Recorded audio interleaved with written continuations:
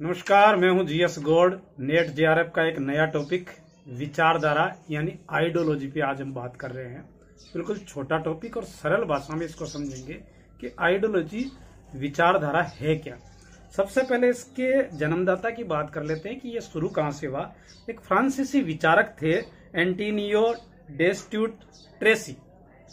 इन्होंने सबसे पहले एक विचारों के विज्ञान के रूप में इसे विकसित करने का प्रयास किया था, जो असफल रहा था। इन्होंने इसको 1796 में सबसे पहले ये एंटोनियो डेस्टूट ट्रेसी ने इसकी बात करी थी।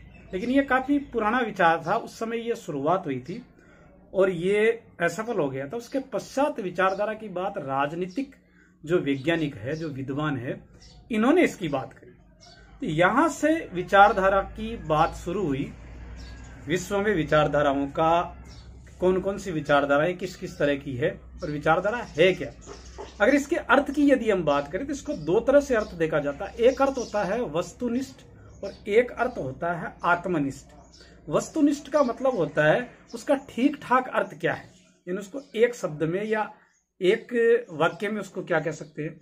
और आत्मनिष्ठ अर्थ होता है अलग अलग व्यक्ति या अलग अलग लोग या अलग अलग समूह उसका क्या अर्थ निकालते हैं, उनके अर्थों में विभिन्नताएं हो सकती है। तो सबसे पहले वो देख लेते हैं कि सार्वकालिक या सर्वमान्य इसका अर्थ क्या है, जो सभी स्वीकार करते हैं, उसे हम कहेंगे वस्तुनिष्ठ अर्थ।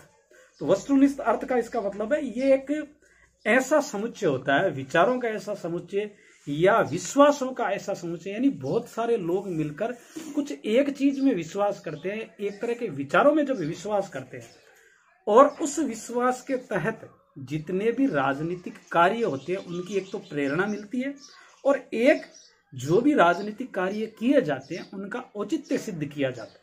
यानी कोई भी समाज यदि कोई राजनीतिक कार्य किया जाता है तो वो कहता है कि इन विश्वासों के तहत हमने ये कार्य किया है और इसलिए ये सही है। तो यानी एक विचारों का एक समुच्चय हो गया, एक विश्वास का एक समूह हो गया और उसको मानना ही विचारधारा, यानी एक जैसे विचारों को मानना या एक जैसे विश्वासों पर विश्वास करना। तो इस तरह से ये हो गया वस्तुनिष्ठ अर्थ। दूसरा आत्मनिष्ठ अर्थ, यानी विभिन्न विचारधाराओं ने या विभिन्न लोगों ने, विभिन्न समूहों ने इसका क्या अर्थ दिया। उसमें सबसे पहला आता है मार्क्सवादियों ने अपने अनुसार क्या कहा। क्योंकि मार्क्सवाद में मार्क्स जो खुद है, कार्ल मार्क्स, वो तो विचारधारा को मिथ्या चेतना कहते हैं। वो तो विचारधारा पर विश्वास ही नहीं करते। वो कहते हैं विचारधारा नाम की कोई चीज होती नहीं, क्योंकि उन्होंने खुद को, मार्क्स ने अपने आप को वैज्ञानिक कहा था। तो बोले मैं किसी समूह में कि मैं किसी विचारों में विश्वास नहीं करता, क्योंकि विचारधारा कुछ चीज होती ही नहीं। लेकिन जो लेनिन थे, उनके पीछे उनके अनुयायी जिन्होंने साम्यवाद के लिए विचारधारा का समर्थन किया, उन्होंने बुर्जुआवादी विचारधारा का विरोध किया, साम्यवादी विचारधारा का विरोध नहीं किया। यानी समाजवादी विचारधारा का समर्थन किया कि जैसे व्यक्तिगत स्वतंत्रता नहीं होनी चाहिए, पूंजीवाद नहीं होना चाहिए, जितने भी संसाधन है उन पर समाज का अधिकार होना चाहिए। यानी उनका जो विश्वास था वो कुछ विचारों पर था और वो उस विचारधारा का उदारवादियों में दो नाम प्रमुख रूप से आते हैं। उदारवादियों के अनुसार कोल पोपर और दांते जर्मिनो के नाम आते हैं। तो कोल पोपर ये कहते हैं कि विचारधारा बंद समाज का उदाहरण है। यानी अगर आप किसी विचारधारा में पड़ गए उदारवाद के अलावा, तो आपके विचार एक निश्चित रूप में डल जाते हैं, उनमें कोई सुधार नहीं होता है। तो ये एक बंद समाज का उदाहरण है। इसलिए वो मार्क्स को मुक्त समाज का शत्रु कहते हैं। वो उदारवादियों और मार्क्सवादियों में तुलना करते हैं। वो कहते हैं कि उदारवादी जो है वो खुला समाज है, क्योंकि वहां पर सारे विचार नए आते रहते हैं, उनको आत्मसात करते रहते हैं, उसमें सुधार होता रहता है, क्योंकि ये क्रमिक सुधारों को अपनाते हैं। जबकि मार्क्सवादी जो है या समाजवादी जो है वो एक फिक्स विचारों को अपनाते हैं और बाकी चीजों को वो समाप्त करना चाहते हैं, जैसे पूंजीवाद को समाप्त करना चाहते हैं।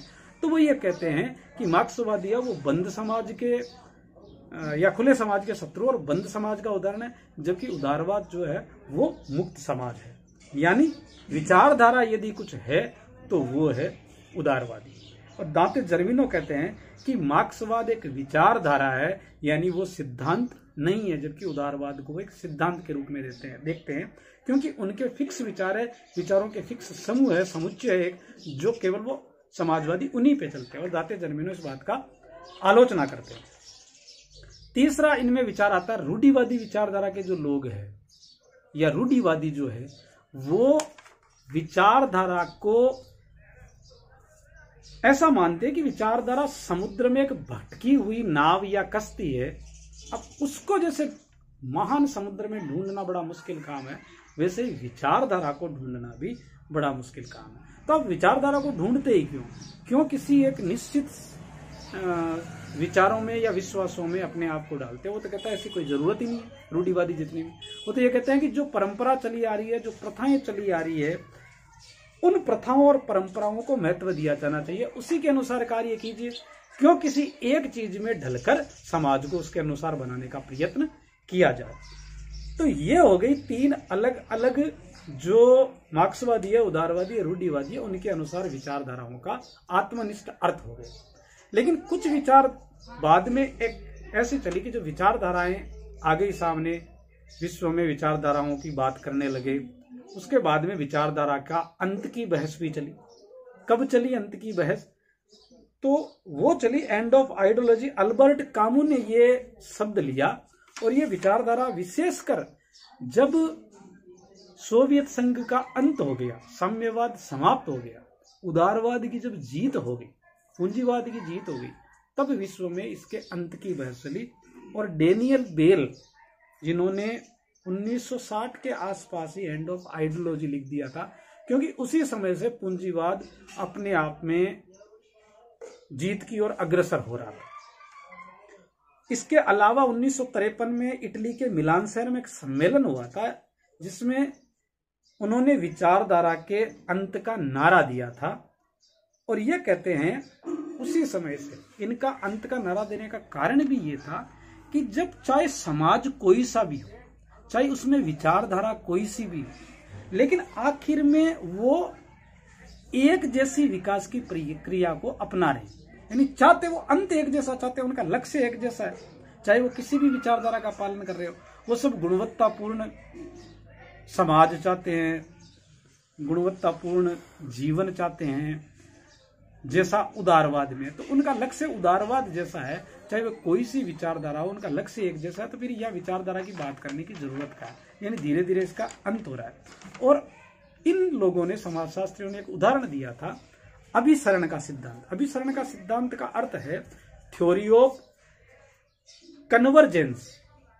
थ्योरी ऑफ कन्वर्जेंस, इसका अर्थ होता है एक ओर झुकना या एक बिंदु की ओर जाना। तो सभी, चाहे समाज जितने भी है, चाहे विचारधारा कोई सी है, उनका लक्ष्य एक जैसा है, वो एक बिंदु की ओर जा रहे हैं, उनका विकास करने का तरीका या लक्ष्य एक जैसा है। तो फिर विचारधारा की बात रही ही का। हम जबरदस्ती मार्क्सवाद के पीछे भाग रहे हैं, उदारवाद के पीछे भाग रहे हैं, पूंजीवाद के पीछे भाग रहे हैं, लक्ष्य एक जैसा है। और लक्ष्य भी कैसा? जैसे पूंजीवाद क्या कर रहे हैं? पूंजीवाद कल्याणकारी समाज की ओर जा रहे हैं, यानी वो समाजवाद की अपना रहे हैं। और समाजवादी है, वो अपना आर्थिक विकास करने के लिए पूंजीवाद को अपना रहे हैं। तो सब एक में एक हो रहा है, एक जैसे बिंदु पर जा रहे हैं। तो फिर विचारधारा रही का, यानी विचारधारा के अंत की बात करते हैं।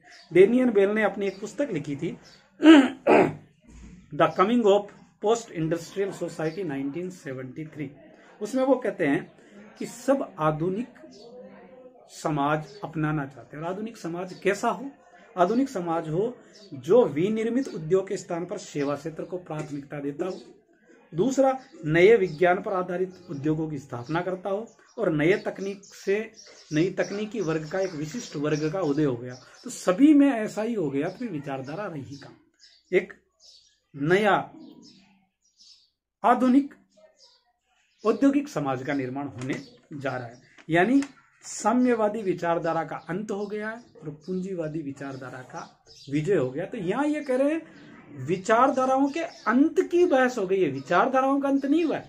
यानी पूंजीवाद या उदारवाद तो हमेशा कायम रहेगा, बस साम्यवाद या समाजवाद समाप्त हो गया।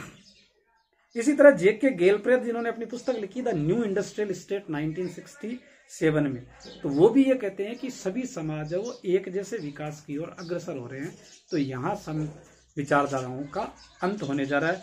इसी क्रम में सिमोर लिपसेट, जिन्होंने 1960 में पॉलिटिकल मेन लिखी, वो भी ये कहते हैं कि जो वामपंथी या दक्षिणपंथी यानी साम्यवादी और उदारवादी या पूंजीवादी, ये दोनों एक दूसरे के निकट आते जा रहे हैं। जैसे पहले अपन ने बात करी कि पूंजीवाद कल्याणकारी समाज की ओर बढ़ रहा है और समाजवादी और पूंजीवाद की ओर बढ़ रहा है। इसी तरह फ्रांसीसी फूकियामा ने the end of the history and the last में 1992 जब यूएसएसआर का अंत हो गया था, सोवियत संघ का अंत हो गया था, तब उन्होंने ये नारा दिया था कि इतिहास का अंत हो गया है और अब विचारधाराओं का कोई महत्व नहीं है, सब जगह उदारवाद को अपनाया। लेकिन विचारधाराओं के अंत की कुछ विद्वान है वो आलोचना भी करते हैं कि अभी विचारधाराओं का अंत नहीं हुआ है, विचारधाराएं अभी भी समाज में मौजूद है। उसमें है रिचर्ड टिटमिस, सी राइट मिल्स और मैकफरसन। ये विद्वान अलग अलग बात कहते हैं। इनमें टिटमिस ये कहता है कि वर्तमान में समाज में सांस्कृतिक वंचना मौजूद है, यानी सांस्कृतिक रूप से लोग अलग अलग विचारों में बटे हुए हैं, अलग अलग समुच्चयों में बटे हुए हैं, वो अलग अलग बात करते हैं। इसके अलावा सामाजिक जो विघटन भी समाज में मौजूद है, एक जैसे विचार नहीं है लोगों के, या फिर कुछ जगह एकाधिकार पूर्ण जमाव मौजूद है। तो ये आज भी विचारधाराओं की मांग करते हैं, विचारधारा का अस्तित्व की मांग करते हैं, यानी विचारधाराओं का अंत नहीं हुआ है। इसी तरह सी राइट मिल्स कहते हैं कि ये जो अंत वाले हैं, विचारधाराओं को अंत की बात करते हैं, ये यथास्थितिवादी इनको कहकर पुकारा गया, जबकि ऐसा नहीं। मैकफरसन कहते हैं कि बाजारवादी समाज के भीतर समतामूलक वितरण की समस्या का समाधान ये जो विचारधारा के अंत वाले ये ढूंढते हैं, यानी पूंजीवाद के अंदर, इसी के अंदर समाजवादी जो लक्ष्य है उनको ढूंढने का प्रयास करते हैं, जबकि बाजारवादी या पूंजीवाद में ऐसा संभव नहीं है। इसलिए वर्तमान में भी विचारधारा की जरूरत है, क्योंकि समाजवाद के लक्ष्यों को पूंजीवाद में नहीं ढूंढा जा सकता या नहीं प्राप्त किया जा सकता। तो ये थी विचारधारा। कैसा लगी कमेंट बॉक्स में कमेंट जरूर करें। धन्यवाद।